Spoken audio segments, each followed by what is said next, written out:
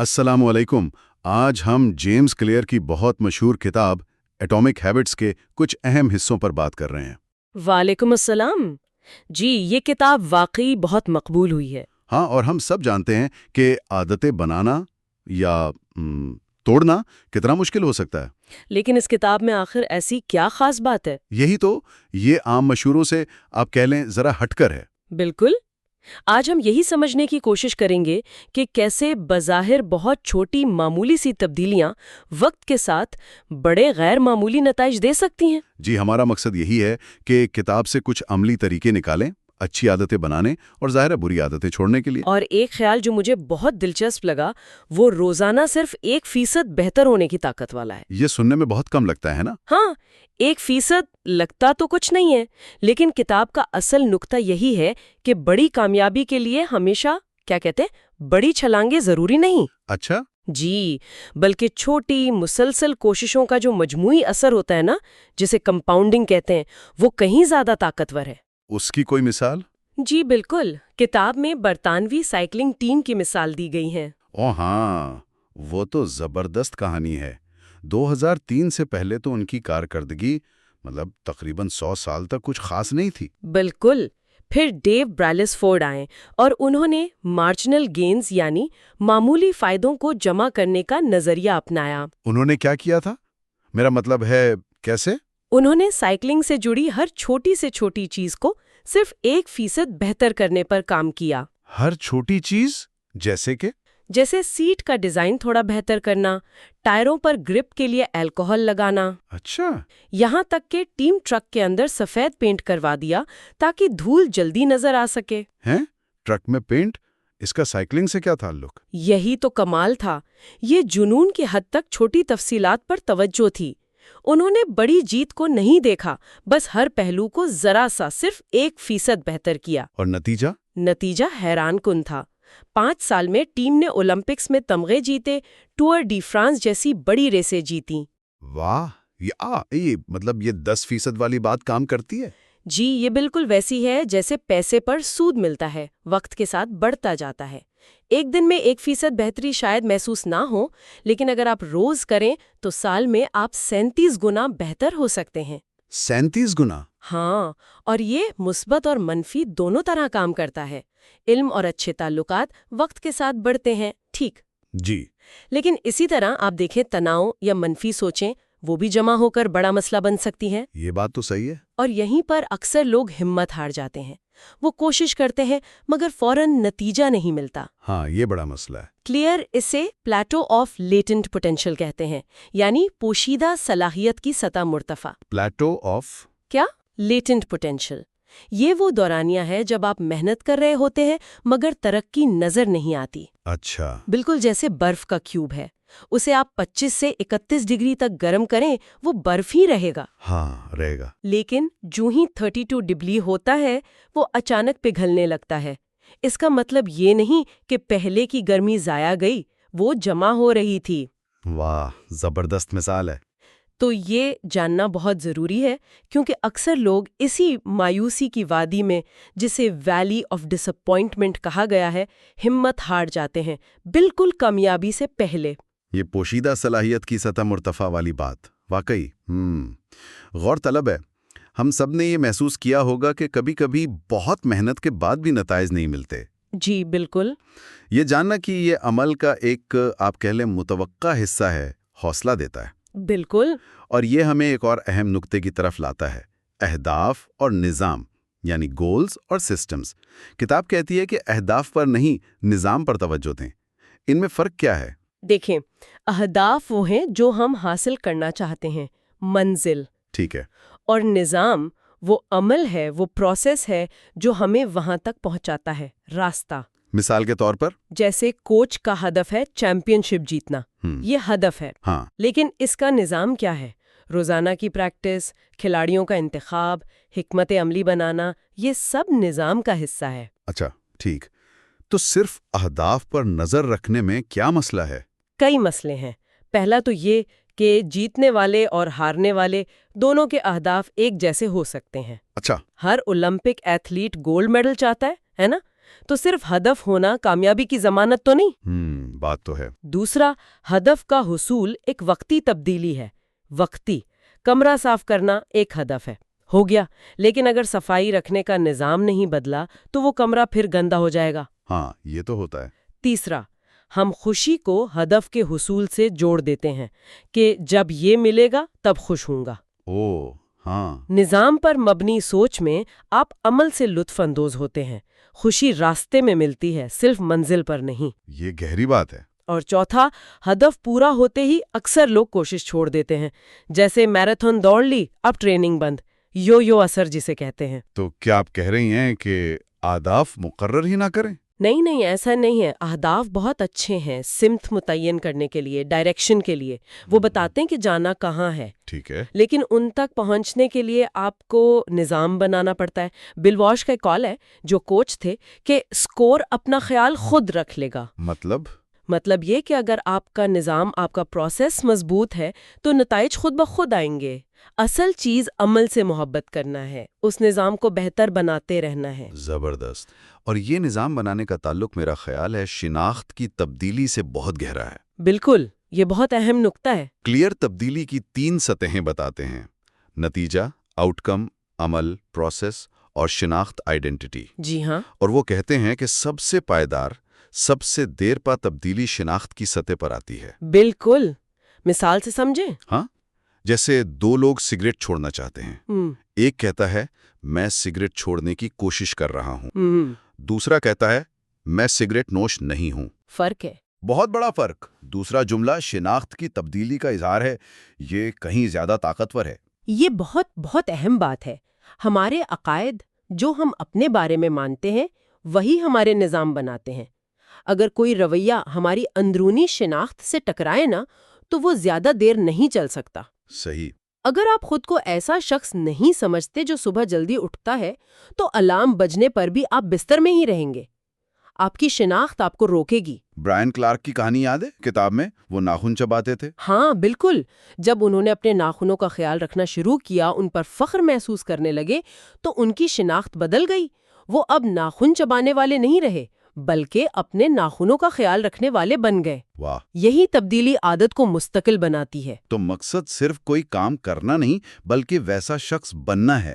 بالکل، ویسا بننا ہے۔ کتاب پڑھنے والا بننا، روز ورزش کرنے والا بننا، وقت پر کام کرنے والا بننا۔ جی، اور ہر بار جب ہم وہ عادت دہراتے ہیں تو گویا ہم اس نئی شناخت کے حق میں ایک ووٹ ڈال رہے ہوتے ہیں۔ واہ! ووٹ ڈال رہے ہوتے ہیں۔ ہاں، آپ اپنی شناخت کو مضبوط کر رہے ہوتے ہیں۔ کتاب میں اسے بار بار دہرائی جانے والی ہستی، ریپیٹڈ بینگنیس کہا گیا ہے۔ آپ جو بار بار کرتے ہیں وہی بن جاتے ہیں۔ کمال ہے۔ اچھا، تو یہ سب سمجھنے کے بعد عادت بنتی کیسے ہے؟ وہ ہیبٹ لوپ کیا چیز ہے؟ جی، عادت کا چکر، اس کے 4 مراحل ہیں: اشارہ، خواہش، رد عمل اور انعام۔ اشارہ، خواہش، رد عمل اور انعام۔ اچھا، آسان لفظوں میں دیکھیں، اشارہ کیو ہے، وہ ٹریگر ہے جو آپ کے دماغ کو بتاتا ہے کہ کوئی انعام ملنے والا ہے، جیسے فون کی گھنٹی بجنا۔ بالکل۔ پھر آتی ہے خواہش، کریونگ، وہ اندرونی طلب یا موٹیویشن جو اس انعام کے لیے ہوتی ہے، پیغام دیکھنے کی خواہش۔ ٹھیک۔ پھر آپ اصل کام کرتے ہیں، یعنی رد عمل، فون اٹھا کر دیکھنا۔ اور آخر میں ملتا ہے انعام، ریوارڈ، وہ اطمینان، وہ فائدہ جو آپ کو ملا، معلومات ملیں، کسی سے رابطہ ہوا۔ یہ نام آپ کے دماغ کو سکھاتا ہے کہ یہ چکر دہرانے کے قابل ہے۔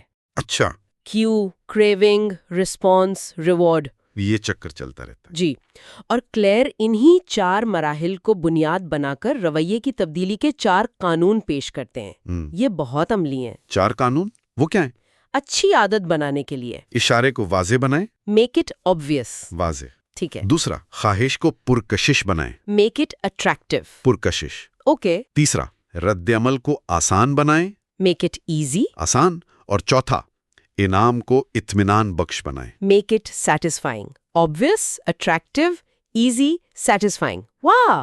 اور بری عادت توڑنی ہو تو ان قانونوں کو الٹ دیں، اشارے کو غیر واضح بنائیں یا پوشیدہ بنائیں، خواہش کو غیر پرکشش، رد عمل کو مشکل اور انعام کو غیر اطمینان بخش۔ زبردست فریم ورک ہے۔ یہ 4 قانون کسی بھی عادت کو بنانے یا توڑنے کے لیے آپ نے کہا لیور کی طرح ہیں۔ جی بالکل، یہ آپ کے کنٹرول میں ہے۔ ٹھیک ہے، تو کھائیے ان قوانین کو عملی جامہ پہنانے کے کچھ طریقوں پر بات کرتے ہیں۔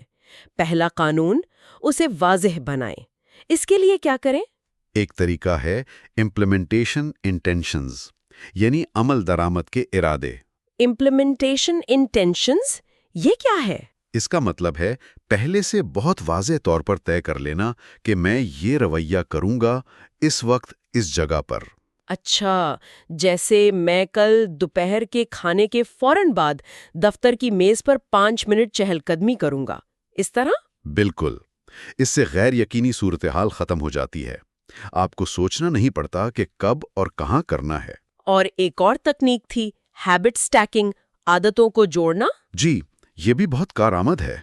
فارمولا یہ ہے، اپنی موجودہ عادت کے فوراً بعد میں نئی عادت کروں گا۔ مثال؟ صبح دانت برش کرنے کے بعد میں 1 منٹ کے لیے میڈیٹیشن کروں گا۔ آپ ایک پکی عادت کو نئی عادت کے لیے ٹریگر بنا لیتے ہیں۔ زبردست۔ اچھا، اور ماحول کا کیا کردار ہے؟ ماحول بہت اہم ہے۔ قانون نمبر 1 کے لیے اپنے ماحول کو ڈیزائن کریں۔ اچھی عادتوں کے اشارے سامنے رکھیں، نمایاں کریں۔ جیسے رات کو ہی ورزش کے کپڑے نکال کر رکھنا یا کچن کاؤنٹر پر پھل رکھنا بجائے بسکٹ کے۔ اور بری عادتوں کے اشارے؟ انہیں چھپا دیں، نظروں سے دور کر دیں۔ جیسے اگر آپ ٹی وی کم دیکھنا چاہتے ہیں تو ریموٹ کو دراز میں رکھ دیں۔ سیاہ کو صبا کی اشارہ بن جاتا ہے۔ Context is the Q. Vietnam والی مثال بھی تھی نا؟ ہاں، ویتنام جنگ سے واپس آنے والے فوجی جو وہاں منشیات کے عادی تھے، وہ گھر آ کر اکثر آسانی سے چھوڑ گئے۔ کیوں؟ کیونکہ ماحول بدل گیا، وہ سارے اشارے غائب ہو گئے۔ یہ تو بڑی بات ہے۔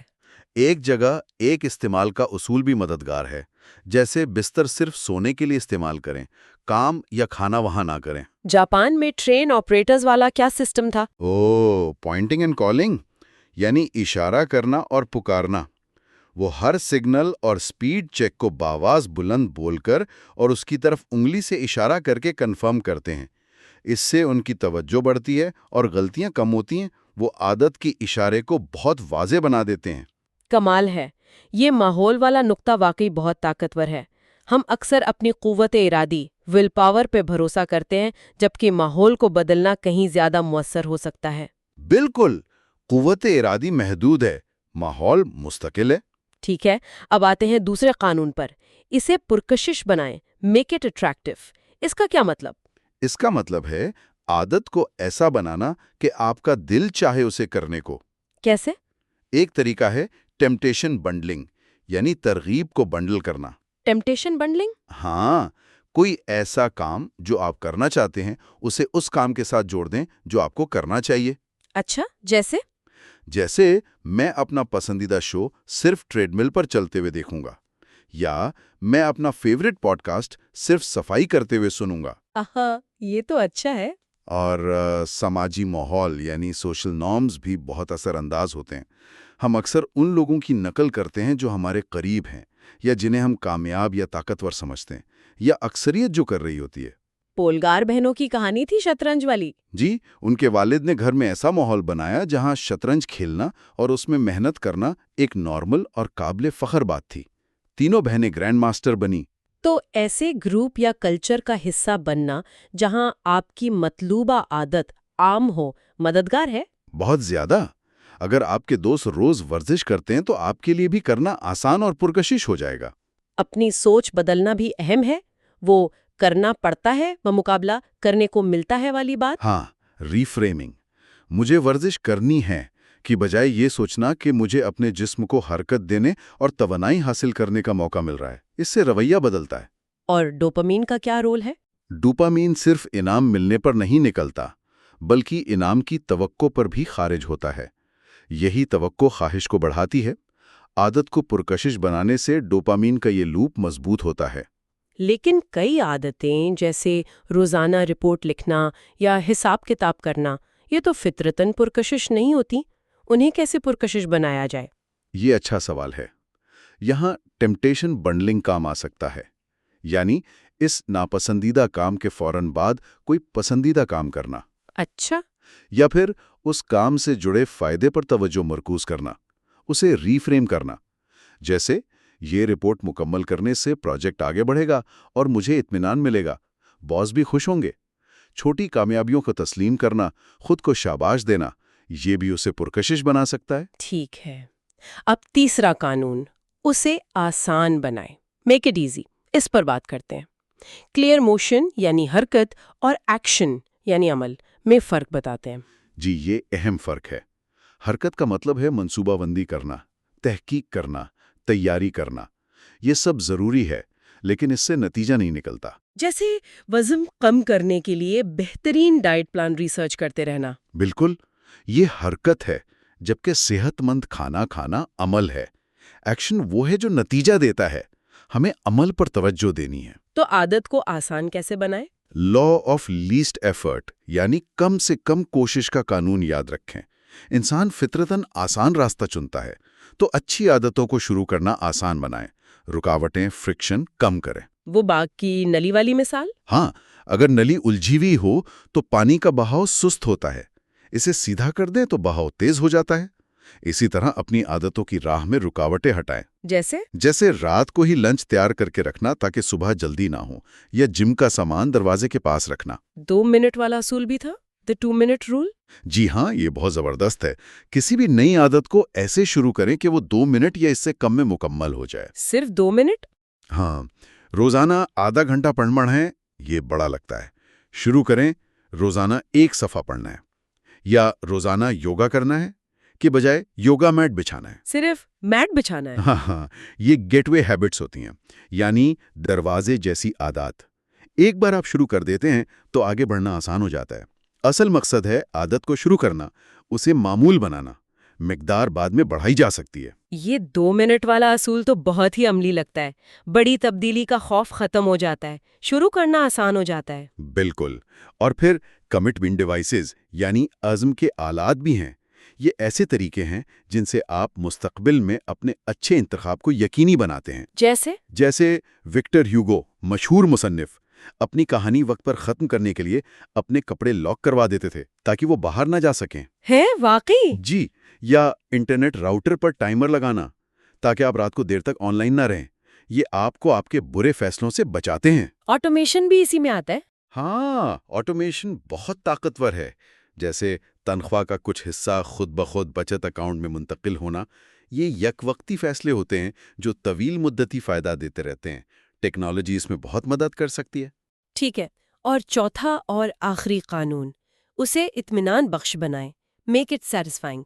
इसका क्या मतलब है? देखें, रवैये की तब्दीली का एक बुनियादी उसूल है, जिस चीज़ का फौरी इनाम मिलता है वो दोहराई जाती है। फौरी इनाम? मसला ये है कि अच्छी आदतों का फ़ायदा अक्सर मुस्तकबिल में मिलता है।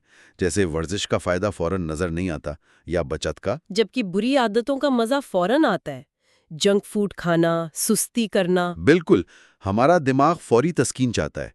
इसी चैलेंज से निपटने के लिए हमें अच्छी आदतों में भी कोई न कोई फौरी इत्मीनान शामिल करना होगा। वो कैसे? विजुअल मेजर्स यानी बसरी पैमाइश बहुत मौसर है। आप अपनी तरक्की को देख सकें। जैसे वो paper clip strategy. Paper clip?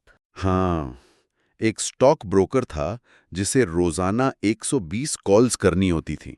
उसने 2 जार लिए, एक में 120 पेपर क्लिप डाले। हर कॉल के बाद वो एक क्लिप दूसरे जार में डाल देता। अच्छा। हर क्लिप एक छोटी सी जीत थी, एक फौरी तस्कीन। इससे उसे हौसला मिलता था।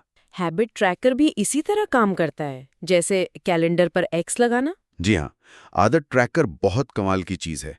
ये आदत को वाज़ेह बनाता है, आपको याद दिलाता है, पुरकशिश बनाता है, आप सिलसिला तोड़ना नहीं चाहते, और सबसे बढ़कर इत्मीनान बख्श बनाता है। हर एक्स एक छोटी कामयाबी है। हैबिट कॉन्ट्रैक्ट का भी जिक्र था, आदत का मुआयदा? जी, ये भी एक तरीका है। आप किसी के साथ बाकायदा मुआयदा करते हैं। जैसे ब्रायन हैरिस ने वज़न कम करने के लिए अपनी बीवी और ट्रेनर से मुआयदा किया था कि अगर वो अहदाफ पूरे ना कर पाए तो उसे जुर्माना देना होगा। इससे आप जवाबदाह हो जाते हैं। अकाउंटेबिलिटी पार्टनर यानी एहतिसाब का साथी रखना भी इसीलिए मददगार है। बिल्कुल, कोई ऐसा जिसको आप अपनी प्रोग्रेस बताएं, जो आपसे पूछे, उससे बहुत फर्क पड़ता है। और अगर कभी आदत छूट जाए को? بہت اہم سوال ہے۔ کلیئر کہتے ہیں نیور مس ٹوائس، یعنی کبھی بھی لگاتار 2 بار نہ چھوڑیں۔ ایک دن چھوٹ جائے تو کوئی بڑی بات نہیں، زندگی میں اونچ نیچ ہوتی ہے، لیکن فوراً اگلے دن واپس ٹریک پر آ جائیں۔ لگاتار 2 دن چھوٹنا ایک نئی بری عادت کا آغاز ہو سکتا ہے۔ وہ کراچی میں صابن والا تجربہ کیا تھا؟ ہاں، اسٹیون لوبی کا۔ انہوں نے دیکھا کہ جب لوگوں کو ایسا صابن دیا گیا جو خوشبودار تھا اور اچھی جھاگ بناتا تھا تو ان میں ہاتھ دھونے کی عادت زیادہ پکی ہو گئی۔ کیوں؟ کیونکہ عمل خود زیادہ لطف دہ اور اطمینان بخش بن گیا تھا۔ فوری انعام۔ واہ! تو یہ 4 قانون واضح، پرکشش، آسان اور اطمینان بخش واقعی ایک مکمل نظام لگتے ہیں۔ ان کو سمجھنے اور ان پر عمل کرنے سے عادتیں بنانا یا توڑنا ممکن نظر آنے لگتا ہے۔ جی، یہ ایک بہت عملی فریم ورک ہے۔ لیکن ایک سوال ہے، ایک بار عادت بن جائے تو اسے مستقل کیسے رکھا جائے، خاص طور پر جب نیاپن ختم ہو جائے، جب بوریت ہونے لگے؟ بہت اچھا سوال ہے۔ یہاں گولڈی لاکس رول کام آتا ہے۔ گولڈی لاکس؟ وہ کہانی والا؟ ہاں، وہی۔ اصول یہ ہے کہ ہمیں ایسے چیلنجز پر کام کرنا چاہیے جو نہ بہت آسان ہوں نہ بہت مشکل، بلکہ ہماری موجودہ صلاحیت کے بالکل کنارے پر ہوں۔ Just manageable difficulty. اچھا۔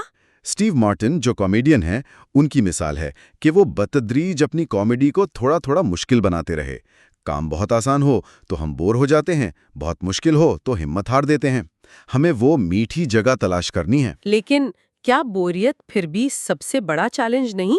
جب کوئی چیز روز کا معمول بن جائے تو وہ دلچسپ نہیں رہتی؟ آپ نے بالکل صحیح پہچانا۔ جب عادتیں خودکار ہو جاتی ہیں تو وہ دلچسپ نہیں رہتی۔ یہی وہ مقام ہے جہاں اکثر لوگ ٹھوکر کھاتے ہیں۔ تو اس کا کیا حل ہے؟ کلیئر کہتے ہیں کہ پیشہ ور افراد اور شوقی افراد میں یہی بڑا فرق ہے۔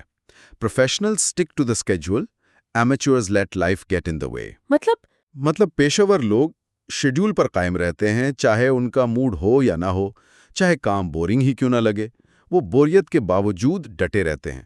شوقیہ لوگ تب کام کرتے ہیں جب انہیں تحریک محسوس ہوتی ہے، جب مزہ آ رہا ہوتا ہے۔ تو شاید کامیابی کا ایک بڑا راز بوریت سے نمٹنا سیکھنا ہے؟ بالکل، بوریت کو برداشت کرنا اور اس کے باوجود عمل جاری رکھنا، یہی مستقل مزاجی ہے۔ تو اس سب کا کیا مطلب ہوا؟ یعنی ہمیں عمل کے اتار چڑھاؤ کو قبول کرنا ہوگا اور بوریت کے باوجود لگے رہنا ہوگا؟ ایک طرح سے ہاں، مستقل مزاجی کلیدی ہے، لیکن اس کے ساتھ ساتھ بہتری کی گنجائش ہمیشہ رہتی ہے۔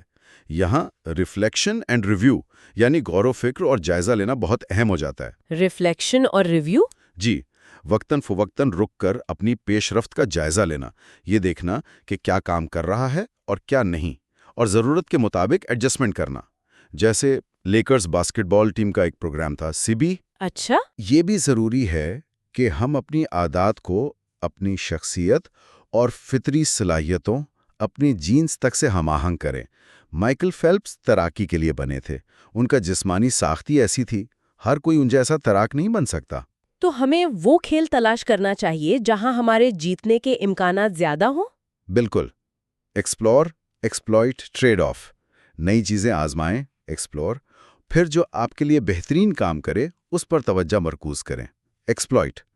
اسکاٹ ایڈمز، ڈلبرٹ کے خالق، کہتے ہیں کہ آپ کو دنیا میں بہترین ہونے کی ضرورت نہیں، بس اپنی چند ٹھیک ٹھاک مہارتوں کو ملا کر کچھ منفرد بن جائیں۔ اور آخر میں اپنی شناخت کے ساتھ بھی تھوڑا لچکدار رہنا؟ جی، یہ بھی اہم ہے۔